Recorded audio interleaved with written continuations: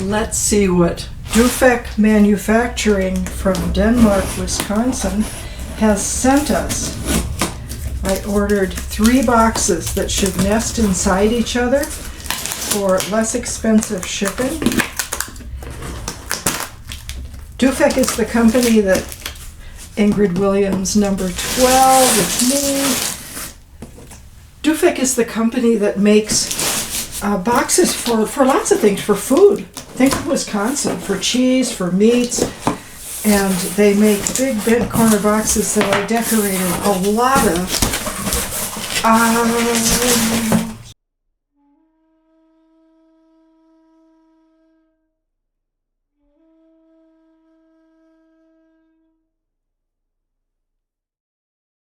This paper, always the best. Oh my, this thing is enormous. Oh dear. I ordered a larger box than I realized. I've never painted one this big. And I didn't specify good quality for painting, but looks like we're pretty good. We've got a little bit of offset here, and I wish we didn't have a little bit of offset here. But other than that, oh my, this is a cheddar. I must have ordered half cheddars or some. Good heavens. Look at this one. Okay. Now this is like, it's got a seam down the middle. Oh, this is very rough. We'll sand it. This side business is very rough. But it's got a beautiful grain moving up diagonally. That'll be fun to see.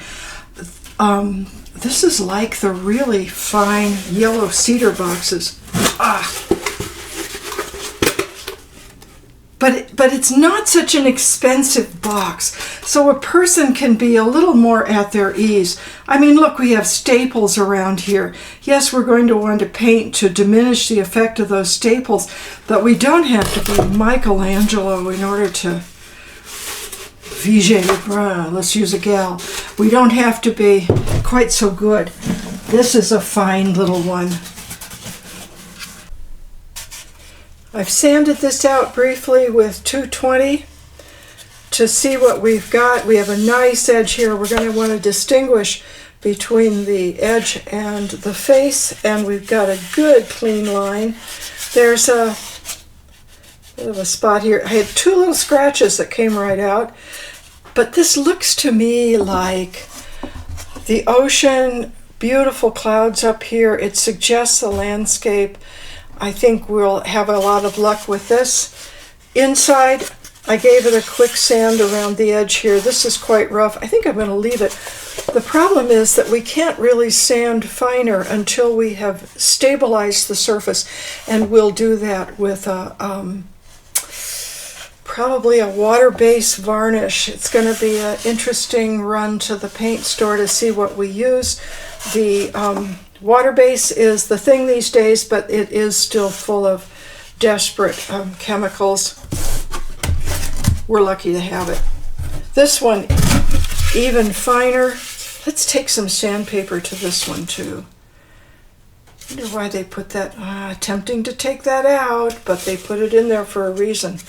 The wood must have been bowing out. This is made from veneer, so it bends around. We've got a bit of a crack here that becomes narrower.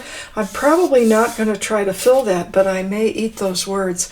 We'll see what this offers us for a decoration option. Is this the one that had the rough sides? Maybe we'll see. I'm in a bit of a conundrum with this box.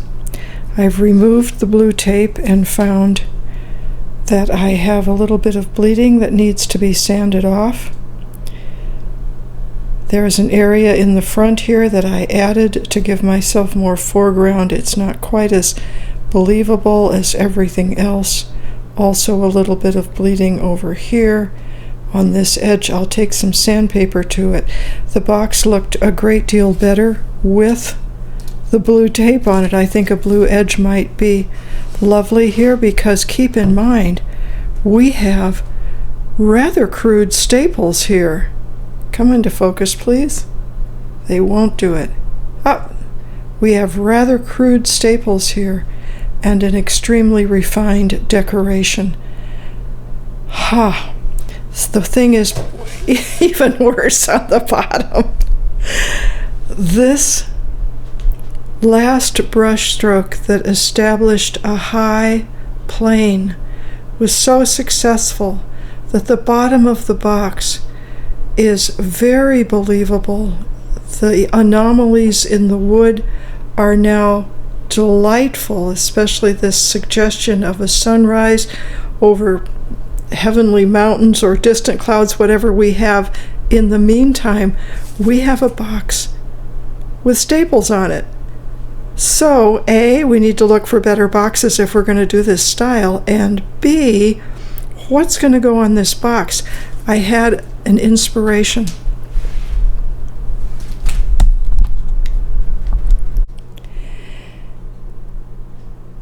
The inspiration for the bottom of the box is this. You are not likely to look at the box this way, but rather this way, so that the very rough wood will have some decoration on it if I put something just across the back of the box. This is a Paracas sleeping fox. We're going to have to design him so that he can look good with this landscape. And he will also have, isn't he cute? And he has a certain amount of repose too, which we need. He will also have some abstract mountains, a little bit of moon, a little bit of nighttime suggested, going around the other side of the area of the big stapled seam in the back of the box. That's how I'm going to resolve it for this box. It's going to be very difficult painting because the box is quite rough. But let's see if we can't get a unified feel, and probably blue trim. Look how good that blue looks with the brown. We love it. I'll show you where we're at adapting this technique of painting, which I never did on wood before, to these boxes. I loved how the tape looked around the edges when I had taped it off, and we've got two colors here. This is very much a cerulean, and this is pretty much an ultramarine. So to keep the contrast of blue and wood, I thrashed about in the paint that I have and discovered that it is impossible to get decent paint ordering personnel anymore. And even though I just unpacked a new box from Blick of Richardson paint, the only thing I had that I thought would work was cobalt, and I actually really don't like it. But I've decided just to leave it because I don't have any ultramarine, and I really didn't like how the cerulean looked. But instead, down to keep our theme for this project, at the bottom of the box is always the best, I used a blackish burnt umber around the bottom that really does set off this work. However, I am going to continue to decorate the box with a figure because these are simple boxes. Over here, we're going to have abstract mountains that are side figures for Paracas. On this side of the seam, which needs its staples painted out, I've put a Paracas stalking fox or resting fox that is transferred on. This will have some blue in it. I'm tempted to put a couple of red dots on here just because, and that will be the completion of this box. I have not finished this. It seems to be sturdy enough. I was worried about not putting the pigments on, not grinding them into medium, the Icelandic ones that I put on there, but they seem to be holding up. We'll get to our shellacking here pretty soon. I got a little spot missing there too. Okay, more to come. It's design decision time. This has turned out very successful. This is already shellacked. I didn't spray the shellac. I put it on with a brush.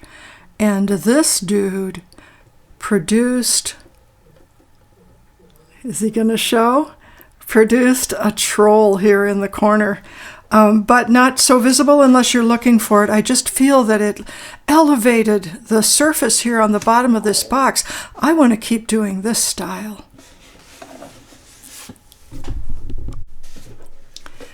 We had a success with putting shellac on. The final design is a Paracas fox, fancifully colored with stars or bubbles or whatever they are, and Mystery Mountain together with him, but these are not viewable when you look at the box this way, which is how you would look at it. The bottom is so successful. This has been shellacked. I smudged a little bit here when I was working. Remember I said I should fix it with a fixative?